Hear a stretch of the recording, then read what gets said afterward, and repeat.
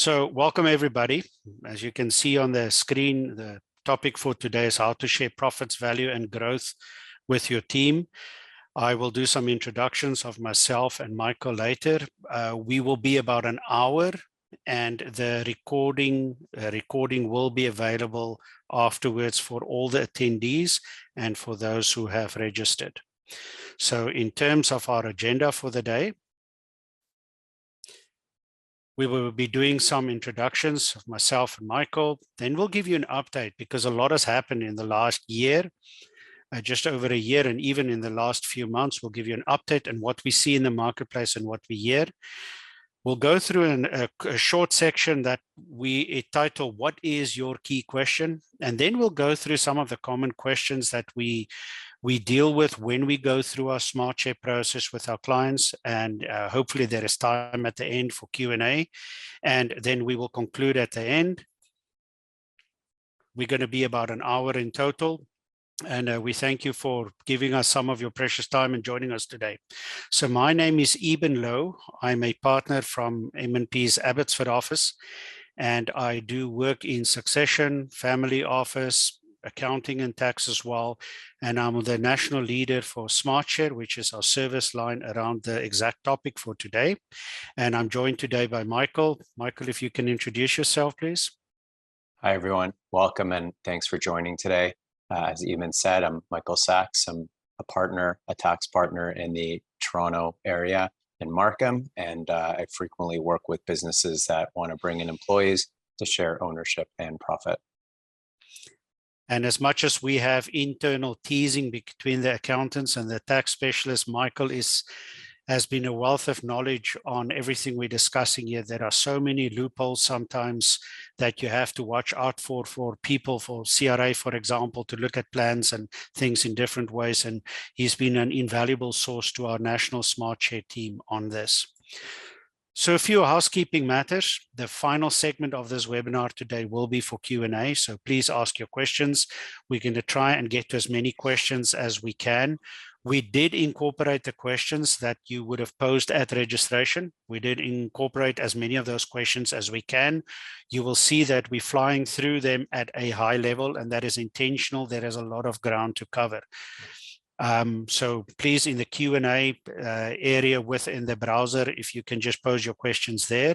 We will try and address as many as we can. If we are not addressing your question today, reach out to your local M&P representative, or you will have our email details in a follow-up email. And then, as I said earlier, a link to this recording will be emailed to you with the thank you for registering, etc. follow-up email that will happen in the next few days. Then just a disclaimer. There are a lot of words on the screen. It comes down to seek good advice before you proceed. So I will leave it there. And let's start with the first part of our webinar today. Let's start with an update on where we are at. Just before we enter in here, just so you understand, our intent today is not to sell you anything. Our intent today is to educate. And so you will hear as we go through this that we are touching on some high-level things. Some of it may apply, some of it will not apply, or you don't even know that it may apply to you. So our whole idea is to take you as a walkthrough through our process and what we do. So let's start with an update and see what we hear from our clients in what has changed in the last few months. So in many cases, that big squeeze is happening. Revenues and margins are slipping.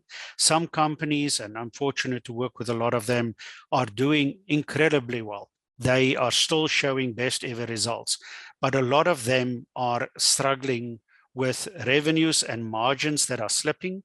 The competition is going up, but at a much faster pace than that is their cost has gone up, especially salaries. So they're struggling with that, and it's increasing much faster than inflation. Just think of wage inflation. Economic uncertainty is everywhere, but recruitment remains a struggle. We find that on the same day, you can read in the news that interest rates are going up. You can hear about the struggles coming down the pipeline with the economy. The US is still at a phase where they're raising their interest rates probably faster than the Canadian government is raising it, or the federal government is raising it at the moment. But that balance is not yet there, right? So the great resignation has not subsided. Literally every day of this week, we are getting questions from company owners saying, I'm paying too much, or my people want more money. How can I do it? And people just threaten to leave and go elsewhere. The buy-in by team members, whether that would be financial buy-in or emotional buy-in, the reason why they come to work every day, that is still a challenge.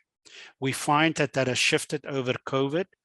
It has not come back. The equilibrium has not returned to where it used to be in terms of, if you want to call it, loyalty. That has not returned at all. More things that we heard the past year. We still want to lock our people in, and we need to know how we can do it. They're looking for something extra, something special. They've gone to the increases in their benefit plans. They've enriched the benefit plans. They've got other rewards. They're looking for something special. And the succession part of this has really come to the fore. The emphasis on succession has become bigger with a lot of the files that we have that we're working on right now, and a lot of the questions that we are working through. And of course, there are really large consolidators in the marketplaces, and especially certain industries, and the pace is relentless by which they are growing because they've got capital with which they can do so. The top one there is probably the most important one on this page, and that is we hear more and more, as of this week we heard it as well, where individuals, company owners are saying, we are a smaller company, we're in a community, but we're a large and important contributor to the local community. We find it hard to hire people to come into our community to do the high-end work because we've landed certain contracts, we've got certain customers and clients that we're dealing with, and they want to strengthen and preserve the smaller communities or mid-sized communities. But in order to do that, you need to go and hire, and you need to compete with some of the really large companies out there to get key talent in. And then, of course, people are saying that they still, the second last bullet, that employees, the majority of cases, do not have access to a lot of capital to buy into a company and to buy into the shares, no matter how good the deal is. So let's look at your why. So this is probably the most important thing for you to go through. We emphasize this in the process, and we actually, in many cases, have to get people to slow down because they're saying, why do I have to spend time on this? I just want to go and implement. And we're saying, you know what? You must, and Michael is also quite firm on this, they must first confirm what it is that they are addressing. So every plan requires clear, well-articulated reasons for sharing, whether that is profit sharing, whether that is equity sharing, whether it's a combination of the two. If you choose the one and not the other, why are you doing that? Because all of that needs to be crystallized and clarified before you start. Because once you start with the implementation part, you need to have those ducks in a row. Past few months, a lot has changed in the global economy. A lot has changed in the local marketplaces and in industries. Some of that changes some of the plans that have been made. So what is important to you? There are a whole host of questions that we take you through. What is it that you are looking for when you are going through this? Because if you are not willing to, for example, finance the buy-in of employees and they cannot afford it, no matter how good a deal it is, if they cannot afford it, they cannot afford it. So now we have to look at creative ways in which we can do that. So what scale plan are you ready for? Everybody wants a simple plan. You can read between the lines, something that's understandable and cheap to implement and cheap to maintain.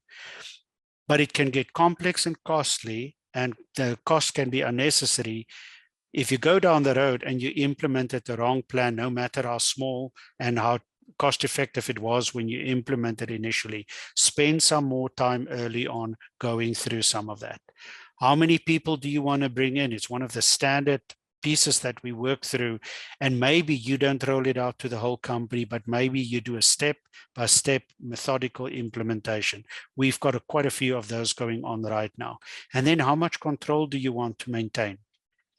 So this is one of those areas, and we find it especially in some of the professional companies that we're dealing with, those with employees who are registered architects, engineers, etc. We are finding that the successors, those who want to go, that want to leave the company, do not want to relinquish control. They have done well, especially in certain industries. Think, for example, around the construction industry. They've done well, but now how do you bring people in but still maintain the necessary level of control? And for some of the professions, this requires professional control, because somebody needs to sign off on a certain report as they go through that. So what we're going to do, we're going to take you through a few of the common questions that we deal with. So some of these are updates, and you'll hear Michael and myself. I'm not doing all the talking today, but we're going to go through this, and we're going to ask you some of these questions to each other. Ready for the first one, Eben? Ready. We are in 2023. Should I still consider this with a slowdown in the economy? The short answer is yes, you should consider it. Is it possible that the plan may look slightly different? The rollout timing may look slightly different. Yes, it is possible. I'll give you an example of one company, Michael, that we started the plan with, but the company's underlying value that is used in all the calculations, in all the buy-ins, that value has actually decreased because of a significant change in one of the key industries that they are serving.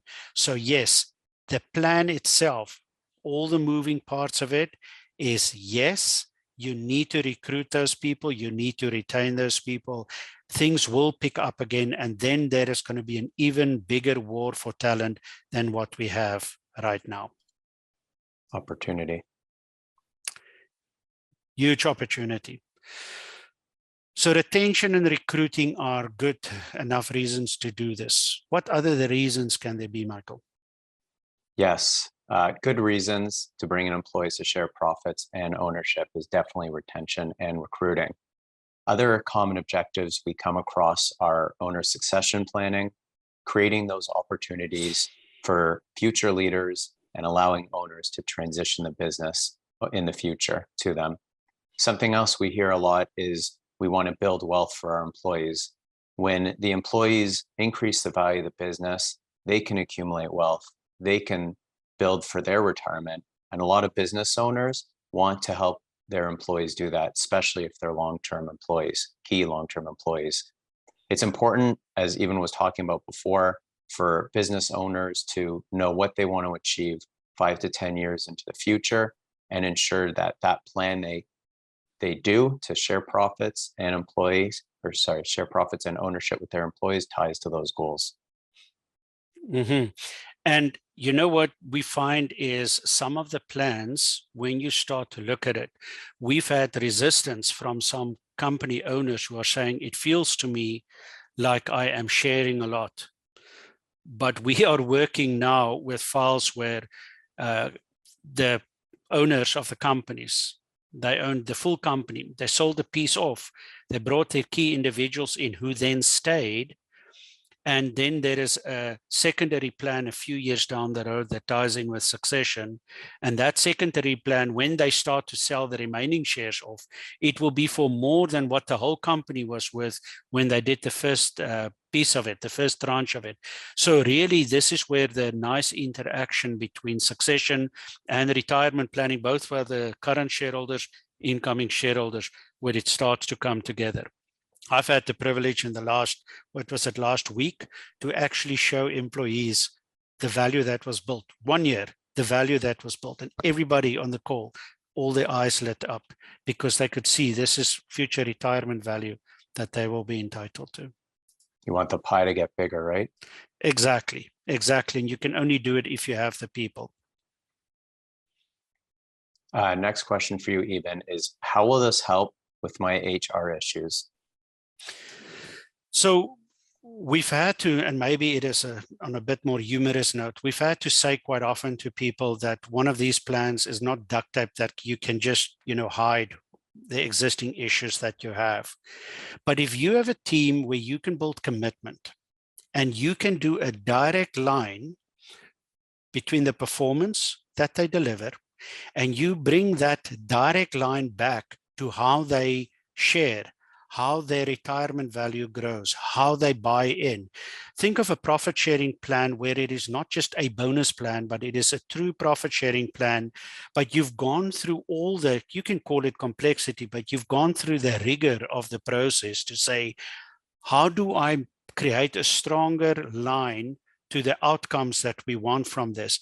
Then people, their behavior will actually change, and that will lead to further commitment. And it's amazing that when that becomes a driving force inside of a company, that is not just a financial buy-in, that's also an emotional buy-in. It is an attention, it's a focus, it is an energy buy-in, and people start to work together better because they're working towards more of those common goals. So this is actually a very nice mechanism to bring into a company. This then, as part of our process, we look at, for example, the benefit plans that there are, and we've made some recommendations. We're not experts in benefit plans, but we've looked at how some of that ties together, and for things like RSP matching, TFSA matching, to see, will that move the needle significantly, yes or no? But just a word of caution here is that sometimes there is a desire to not upset anybody and to treat everybody as equal, but really some are more equal than others. One of the realities that we deal with is that those people with the most scarce skill sets, site supervisors, project managers in the construction industry, for example, qualified engineers, qualified architects, that the individuals that you're working with there, especially the ones that are ambitious, the ones that really can go out and do something on their own if they want to, you need to give them that compelling reason to stay and to be part of it. And just paying them more is not always enough. There needs to be an emotional, it's a linear, a line that we need. And sometimes we need multiple of those. So sometimes, sorry, I just want to add sometimes if employees don't see opportunity in the future, that's a disincentive itself. Exactly. One of the, if I can just go back there, one of the standard questions we ask is, have you made any commitments to your team? When we start the process, there's a good reason for that. We've had many people approach us and say, I've been promising this to my team for years, especially the executive team. This is the year that we want to implement it. Can you have something ready to go in 2 or 3 weeks? And the answer is no. It's really tough. The process requires far more rigor and far more discussion and deliberation and thinking of all the moving parts that need to be in place to do it well. Can you have a quick plan? Absolutely, you can have a quick plan. So Michael, question for you. This is one we hear all the time. Will I have to give up control over my business? So you made a couple comments to this in your introductory remarks, but I would say that no. And typically we would recommend that the existing owners maintain control. As years pass and time passes, existing owners may gradually want to give their employees a greater percentage ownership of the company, but they can maintain control. They can be conscious of how much ownership that they're giving up and over what period of time. Or on the other hand, that might be part of their long-term transition plan where they decide that they are going to give up control over a period of time, and at least they're conscious of it and can control that timeline. It's also important to keep in mind that some businesses will offer employee ownership to a wide range of employees at all levels, and some businesses will offer ownership to only a limited number of people, such as executives. Either way, it takes time to develop tomorrow's leaders, and don't wait until it's too late to bring in employees as non-controlling minority shareholders so you can develop those future leaders without having to give up control right away. Yeah, and you know what? If I can add something to this, it's a little bit unplanned. I apologize, Michael. A phrase that I've used, or a mental picture that I've used quite often in succession, is we see more combinations of succession, and it's going to lead us to our next question, more of this that comes together where succession and employee buy-in is being combined. Now, the phrase I use, and it would apply if you bring family members in or not, is if you look at a Boeing or an Airbus, and everybody working in the company sits, they're all passengers, and they may sit in different places, different nicer seats, some of them than the others, but they're all inside of the plane, and they're ready for takeoff. The worst thing that you can have is have employees, executives, future leaders step up when they're not ready, or even family members step up and say, you know what, I've been around, I was born in the right family, or I've worked for this company, I was the operations manager, or I was the CFO, or I was a general manager. I tell you what, I'm ready to take the reins here. I'm going to fly this whole big plane, and all of you can just be comfortable because I've watched the owners of the plane do it for a while. There is a significant difference in the reaction that you'll hear from the back. You want to make sure that your leaders are ready, and you want to make sure that when they get there, they have proven themselves. And this is a great way to retain them so they stay in while they are proving themselves. So, Michael, it's a good lead into the question, can it help me with succession? So I think you've kind of answered that indirectly, and I will say yes, which I think is what you were alluding to. And with all that being said, I mean, I think that sometimes businesses can be difficult to sell. And if you've got those key people in there, then they can become these employees can be the ones that eventually buy the business over time, potentially, as I was talking about before. Or even if you want to make your business more valuable, if you lock in those key people, then it will be more valuable for a third party sell in the future. And either way, the key point is that you're trying to get your employees to help build the long-term value for your business. And you're trying to, you're talking about this, you want to build tomorrow's leaders, and it takes time. And for the primary owners or, the key executive management, I mean, they still can have time to enjoy running their business if this is something that's planned early and thought out well in advance, so that the timing of everything can be controlled. Also, a lot of business owners, you're talking about, the people at the front of the plane. I mean, a lot of those people are who the owners want to sell to. They don't want to sell to a third party. They'd be really happy to sell to their employees. And a lot of employees would enjoy being those owners in the future. But as you were saying, you really you need to develop them. They need to be ready to take over that plane. Yeah, and what we find quite often is, because in our approach, we actually look forward. We've got all these moving parts, and we're touching on a lot of the moving parts in our questions today, but we've got all these moving parts. And this will unfold. So it's a bit of strategic planning. This will unfold over 3 years, 5 years. Somebody that says, I want to be out in year 5, or I want to be out. And I'll tell you, just yesterday, if he's on the call, then he will recognize himself. Just yesterday, he was saying to us, for probably the last year, I want to be out in the next year or so, want to put the business up. And yesterday, the discussion was, you know what, if I have good people running the business and I can do the things that I actually like doing, and I don't have to be bothered with the things that I don't like doing, more of the administration type of thing. The person is an entrepreneur. He wants to grow the business. He's saying, well, maybe I don't want to sell the business at some point in the future. So as we have these moving parts that we bring together and we look at how it evolves, this is where we start to look at what point, for example, would the current shareholders take some of the equity off the table. And it is always appealing to them because their ability to generate wealth again for retirement decreases over time They cannot make it up if anything goes wrong. So it's a good way, as Michael said, to test the new leaders and to test them when they come in. So yes, succession absolutely ties with this.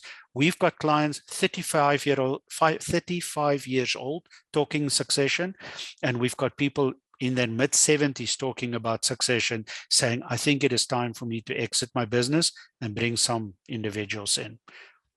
It almost goes hand in hand. Yeah. It goes hand in hand because you're planning for succession, but you're also bringing in all these other people who are able to help carry this business. And I mean, as you want to grow a business, regardless of, you know, whether it is really truly succession or not, you can't wear all the hats if you want the business to keep growing.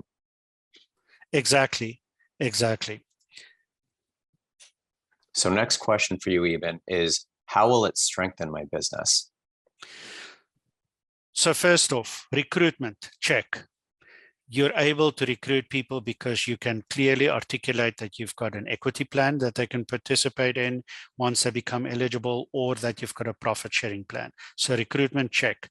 Retention, check, because all of a sudden people feel like they are able to stay in the company because they see a path forward. One of the biggest outcomes that we see, and it's somewhat unintended, but it happens in 100% of the cases, is that people start to think of the company and themselves in a long-term combined view. So they see themselves be part of this going forward. So it strengthens the business because, for example, how do you currently pay bonuses? Well, I just decide, I look at how the year goes, end of the year, I pay bonuses. But does it actually drive the right behavior? No, and we hear that quite often. So then we look for ways that we can bring that line together and start to connect these pieces of the golden thread so that the outcomes you want as a business owner, growth, profit, sustainability, taking good care of your people, that we start to bring this closer to the people and what they do, how that is measured. So we find that there are secondary benefits that kick into this as well. We see some of the questions that you're asking, good questions, thank you. We will get to that at the end. Please keep asking the questions. We'll see how many we can cover off. All right, Eben, next question for you, which I think is a really interesting one, is will it work for my company and in my industry and in my community? So the answer is yes, it will. Why? Every company is unique. Every industry is unique, and even the communities that they function in, they're all unique. Bring more uniqueness in, if you want, with the culture that's inside of a company. Super important. Bring more of that in and say, who are the owners of the company? Who are the current key decision makers, and how do they do what they do together? So it is important to note that all of the moving parts are the same for the most part, but how it does get applied within industries are different. If you're in the technology industry, you may be competing, especially if you're in the Vancouver market, some of the other markets, you're competing against the likes of Amazon for key talent, right? And up to 2 years ago, we heard Amazon over and over. If you're a construction company, you may be competing for different talent. Now bring in the fact that you may be in Northern Ontario, Northern BC, or you're in the Greater Toronto area. The dynamics start to change, and ultimately you have to look for your plan. We find that there are commonalities that start to come in when you look at plumbing and heating contractors. For example, electrical contractors, when you start to look at what they are looking for in their teams, there are some commonalities. Engineers, all the professions, right? Architects, that is different. The technology companies and what they do together, that is different. We find that these different pools are then starting to have certain commonalities, but every time you look at it from one of the angles in there, it is different. So even if you ask your friend so-and-so what they did, or you look at some of the competitors, they do not necessarily have your company culture. They may not have your profitability. They may not have shareholders who are in the same position as what you are.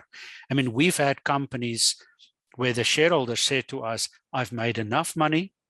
I don't need anything more for my retirement. At this point, I want to start slowing down.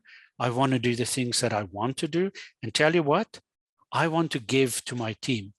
Well, that is completely different than a company where the owners are not feeling that they want to give to the team, but that the team should buy in and then from that point on grow. So yes, it will work, but understand that the nuances are very different based on the company culture, the industry, and the community that you're in, and those third parties who you are competing against for key talent.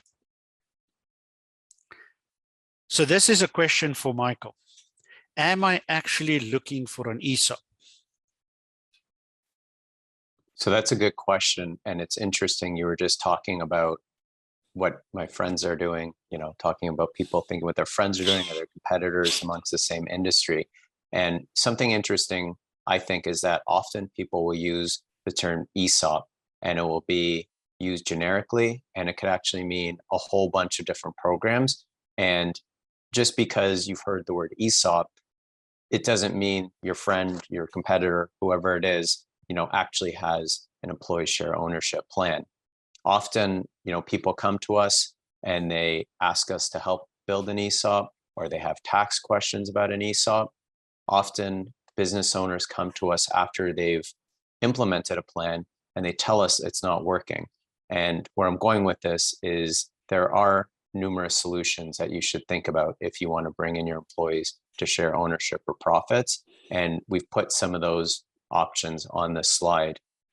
If you look at the spectrum of options, you've got pure cash on one side, you've got pure share transition on the other, and then there are numerous options in between them that are worthwhile to consider and to see if it works best for your particular business. And something to keep in mind too is that for your business, you don't need to just think about what works for you as the business owner or the employer. You also really have to think about what works for the employees. If the employees don't buy into whatever program you deliver, then it's not going to help you achieve your objectives. And you've put a lot of time, effort, and money to get that program going. And I take, it's 9:30 BC time, Pacific time, this afternoon. I have a meeting with a client and they are rolling out their plan for employees to become shareholders. At that point, there is a pivot. You've made your decision as to what plan works, and it is on that spectrum. I don't want to share details. But at that point, you are effectively saying, here is what we think will work for us and for you. And you're putting it in front of them, literally, you're putting it in front of them. And when you do, the decision-making changes. It is now their decision. They can say, yes, thank you, or no, thank you. And this is where, and Michael is somebody that I've heard so many times talk about it, is you go through it, but you have to look at all the options, because if actual ownership, if people say I must have a share certificate, then a bonus plan or a profit sharing plan may not be the way to do it, right? So we go through this, but at that point you have to realize the employees now have the decision to say, yes, we would like to proceed with this. This works for us. And at that point, we start to do the more complex planning around the accounting and the legal and the tax and everything and financing and what all that looks like. But you keep your view quite broad initially. So Michael, phantom plans. We hear the question. I've not considered this option. What are they? Yes, phantom plans. I'm a big fan of phantom plans. I think they're a good middle ground between share ownership and profit sharing. And what phantom plans are they're plans that derive their value based on the value of the underlying stock, but they can be paid out in cash. And although it is an option to pay them out in shares, employees like them because they're deferred compensation plans, meaning that they only get taxed if they're set up properly when they actually receive the cash that's paid out from these plans. Some examples of phantom plans include stock appreciation rights or SARS plans, Also, there's restricted share units or RSUs. Just to give two examples, these SARS plans generally allow for a cash payment from employer to employee based on the future value of the employer's shares. So the payment is calculated based on the growth in the underlying share value of the company from when the SARS granted to the employee until it's actually settled. RSUs, on the other hand, are generally notional units granted to employees that track the value of the shares. And when they're paid out based on the value of the share at that point in time. So when payments are made, this is like a bonus in most cases, treated the same as a bonus? If by that you mean that they're taxed when they receive the money, then yes, that Yes. is the case. Okay. As long as they're just set up properly. There are income tax rules that have to be worked through. Okay. All right, that leads into another option here. I provide annual bonuses to employees, but I'm not sure it is creating the right behaviors. What can I do? So this is actually a question that I saw posed in the chat where somebody asked exactly this question. So if you provide bonuses to your employees, there are a few things to watch out for. One of them is if you've been doing this for a number of years, and we find typically it's done before the summer, especially Christmas, it's around the same time, you may still consider it a bonus, but some of the employees may see it as additional compensation that is kind of happening every year, kind of guaranteed every year. We're working through, I've got 2 files live right now of individuals when companies were at certain stages of their evolution, individuals were able to receive certain commission and bonus structures based on results. While the company has transformed quite a bit, and some of those individuals are now receiving in both cases, really, really large bonuses. But the initial intent with setting that up, that intent has shifted, right? And the company has evolved over time. So now we're looking at a way to make this different. So we hear quite often, yes, I pay bonuses. We ask the question, does it work? No. Does it cost you money? Yes. Why do you do it? I don't know. I have always done it. So what we then start to do is we look at things within, say, profit sharing plans, which is one of the key tools that we can use, is how we tie the profit being shared and the company's results. We make sure that the shareholders are well taken care of. We've got our own proprietary Blue Line program that we use for this. But when we look at that, we say, right, we make sure that the company is taken well care of. And then we start to streamline and we start to bring reward and the effort and the intended outcomes closer together. So that when people, if it's called bonuses or if it is called profit share, when they share, it is because certain outcomes were reached. We model it backwards when we implemented initially to say, if this was in place, how would it have worked? We want to battle test it a little bit. We also model it forwards and say, if the company is on a certain growth trajectory, for example, all the results are just plain static at the moment, what happens then? And how much are you willing to share? You can even then look at things like vesting and bring some vesting where you delay final payments because you want people to stay in the company. Now, if you apply a bonuses or profit sharing at the executive level in a company, no matter how large or small, and you apply that at the lower levels of a company with maybe a more transient employee pool, the rules may be different. So you don't have to have one rule that applies to all. Some people share in company-wide results. Some people share in business unit or geographic results. So that is one of the tools and the application when we go through the interview process and the design process, so that you can actually get more bang for your buck when you do pay bonuses out to individuals. One of the biggest problems we have there is that there is no clarity or too little clarity between the amount being paid and the outcomes, what you're looking for. So now individuals are receiving it. Now, if I receive it and I don't know why, maybe just because I worked there and the company did well, which may be fine. But if I receive it and I don't know why, I question, well, how is it done? And how can it be taken away if I'm not tied to the results that it is based on? So Michael, question, my business is small. Are any of these, and we had a whole bunch of them on a slide there, are any of these plans cost effective to me and my company? Yes, I'm sure everyone would agree that the war for talent extends to all businesses, all sizes, and everyone wants to attract and retain their employees. I think certainly if you're a smaller business, you need to be conscious of cost benefit. You might lean towards a non-equity plan, but with that being said, we certainly see businesses of this size using equity plans. And one thing I want to highlight and circle back to, I mean, even I think you gave a good answer last time about the potential disconnect between bonuses and performance. But I think with smaller business that, you know, it is important to reiterate that lots of businesses pay out their annual or periodic bonuses because they've had a good year, their employees have done well, and they just give that bonus out.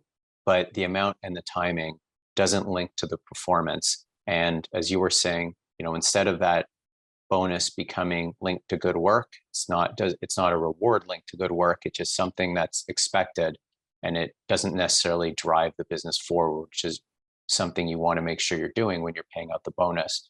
So what I'm saying is that no matter what size business you are, if you pick the appropriate plan and you design it well, it will help you meet your objectives.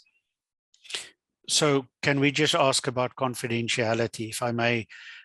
Do you have to share all the financial results and business results with the whole team, even if it is a small company or a large company? Well, there's legal obligations to share some information, but not necessarily all of it. Okay, because that we find is quite a stumbling block for individuals saying, I don't want to share my company financials with everybody in the company. Well, you don't have to, right?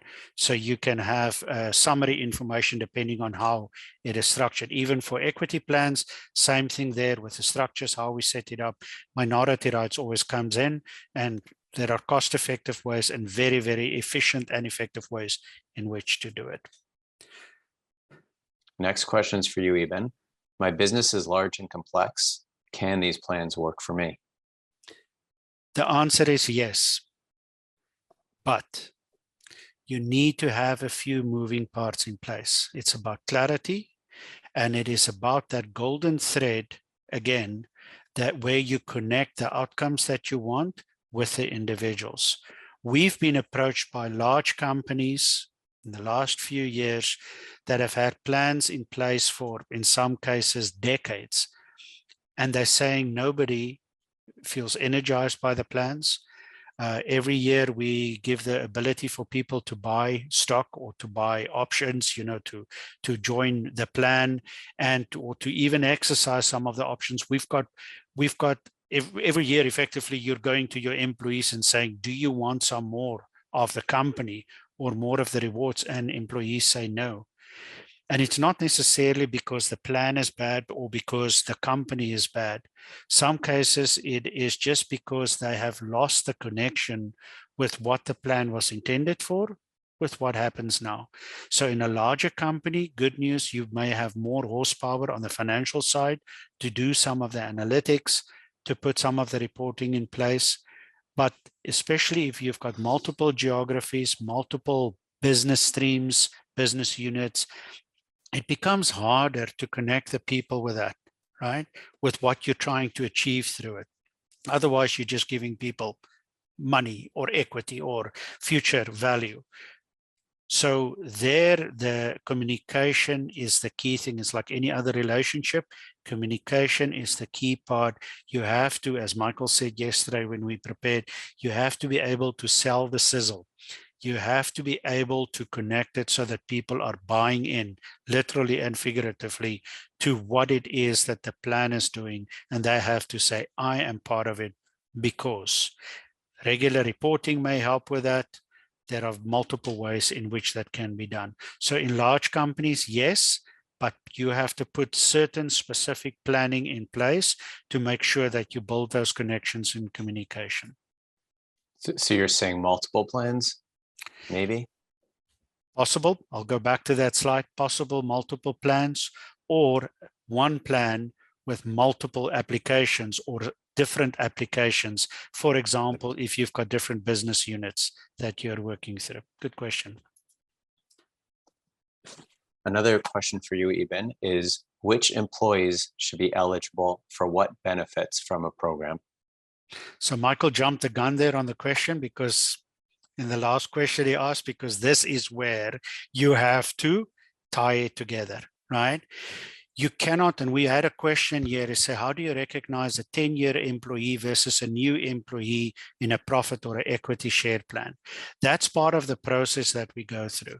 You may want to treat those who, let's say somebody that worked for the company for 40 years and everybody knows that person was a key contributor to the value and of the company as it grew over, say, 30 or 40 years. You may want to treat that person differently and have different aspects to a plan than somebody that is a bright and upcomer future leader that is 35 and 40 years old. So this is the part where we look at the benefits that the program provides, what the ultimate outcomes are, but that we start to tie together also with a group of individuals.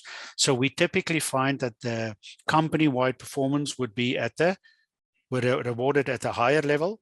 And as you go down, you make it more immediate. But you can have company-wide performance, everybody getting a small part of that, whether it's equity or profit share. Why? Because it creates the culture of one company working together. So that is something that you want to maintain.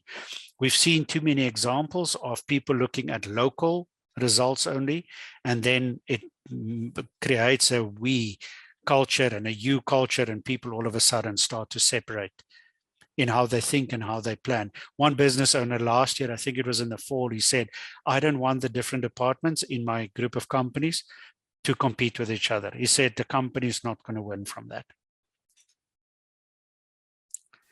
So Michael, the last question before we get to the questions from our audience. I already decided to implement plan XYZ, whatever it is. Now, what do I do? Good question. There's two ways I would answer this. The first one is that if you've decided on a plan and you haven't considered all the options, I would suggest that before you hit that implementation button, step back, be clear on what you're trying to accomplish and why you've chosen the plan that you've chosen. The second way I'd answer this is that if you've gone through all the options, you've selected the one that works best for you, now where do you go from here? And the next step is designing and implementing the plan. And I believe that you want to put thought up front into the design elements of the plan. You want to think about who's eligible for the plan. Do the employees need to buy into the plan? What happens if the employees leave? And lots of other design type questions. You want to work through all these design elements and ensure you've covered them all so that the plan is a success and it helps you meet your goals.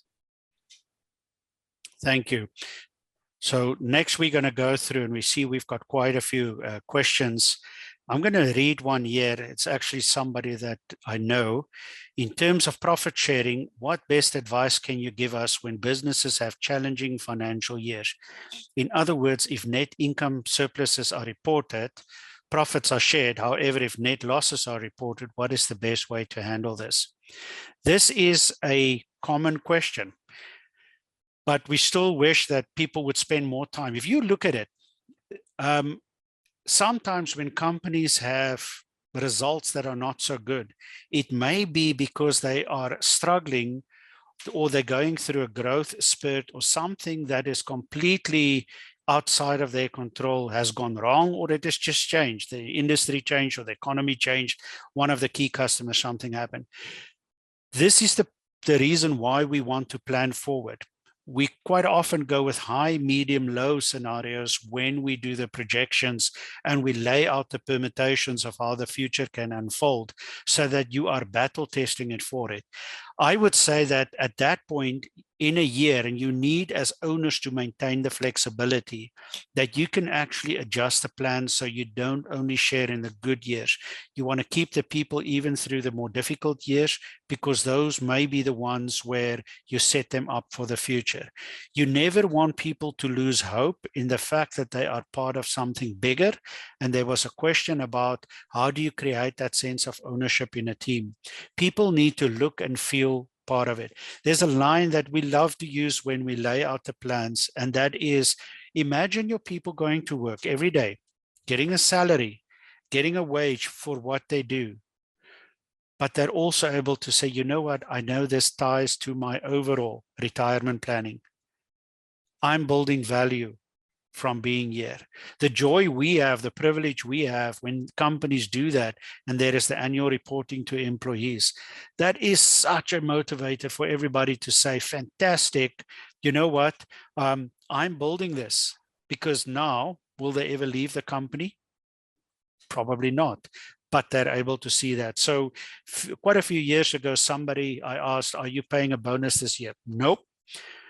Why not? We didn't meet our targets. But I knew inside the company that people have been working harder and they struggled more to save the company than in any other year where it went well. In that case, I would say, amend the plan in that year. It doesn't have to be a permanent change, but amend the plan in such a way that you can still give people a little bit of it without giving the company away. Right? You don't have to share too much and hurt the company long term, but it is that balance. But if you don't understand where to look for the balance, because you don't have a sophisticated enough program in place, it would be really hard to answer. Michael, is there a question that you would like us to address? Yes. Another question is, can you use phantom shares if the company does not trade on a stock exchange? So this question is based on looking at valuation, and the answer is yes, you can use phantom shares if you don't trade on a stock exchange. You just need to get the shares valued. So you can use an external provider. We have a valuations group. They go in and do valuations of private companies all the time, or non-public traded companies. Or sometimes you can set up upfront a formula of a fair way to value the company, and maybe therefore you don't need to get a valuation every year. Okay, I see there is one question. Is there a way to get a PDF or a recording, a transcript of the webinar? Yes, you can just reach out to us when the recording link is shared later. I have a question here. In a situation where an existing plan has become outdated due to changes in the business, how do we retire an old plan and roll out a new one? So this is where the strategic planning part of my practice comes in. You don't have to change your old one yet. First, figure out what it is. And I've got one live we met this week with a client. First, look at what the best way is forward, right?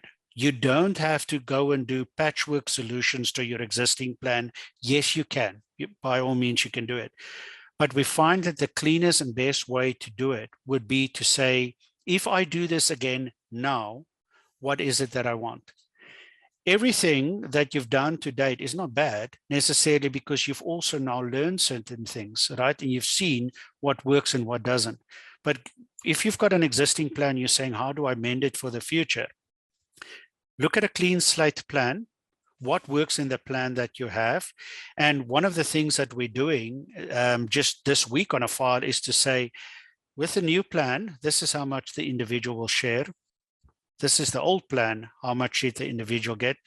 And now we look at the delta between the two, because you cannot just make the change without communicating the why to individuals, right? And just a little bit, maybe it is a little bit of humor, but it's interesting when you bring employees into equity and now they become fellow shareholders, they start to think like shareholders. Now they're also possibly part of looking at the profit sharing plan. So as a shareholder, you've got different motivations than an employee. And now you have to say, but if I do this, then I may lose here and bingo, all of a sudden you're getting people into the equity that start to think like shareholders, right? And it is interesting that they now sometimes find out this is what the shareholders have been dealing with all this time. And this is some of the tension that they've been living with, even in the best of companies where a lot of sharing has happened. I'm going to take us, GS. You wanted to grab another question, Michael? Yeah. I think we have a few more minutes here. So another question is, what is a realistic timeline to have a program in place? And that's a really interesting question. I mean, I would suggest that there isn't a quick way to do this. If you want to get it done right, and you want to make sure that you've picked the right program and you're setting it up properly and you're selling the sizzle, I would suggest that you would want at least 6 to 9 months lead time to get to the right place and do it properly. We have said quite often there's a big difference between instant coffee and well-steeped tea or green tea, right? Sometimes with this planning, when you start to think of new things as the shareholder of a company, for example, as the CEO. And at that point, you want to give some of this time to steep a little bit. And that's why we have in our process, we actually have, it's kind of like a rest. Just pause for a little bit before you hit the execute button. Just pause for a little bit. Talk to the people in the company and say, do you think this will work? Even if it is a small group of you, the eventual, whole team that you're bringing into it, and say, does the language resonate with you? Does the reward resonate with you? I mean, there is confidentiality concerns around it as well, but that is what we would typically recommend. Do you want to do another one, Eben? Or? I think we're just in terms of time, Michael, we probably need to wrap up.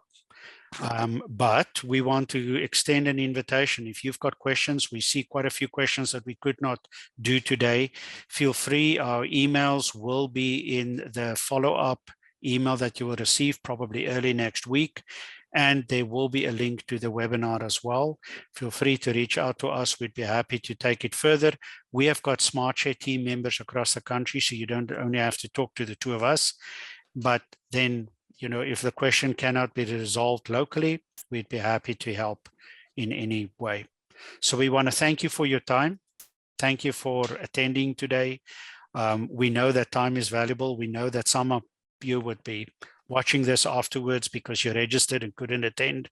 By all means, as we said, reach out and ask if you've got any questions. So thank you, everybody. We hope that you have a good rest of the week, and thank you for joining us today.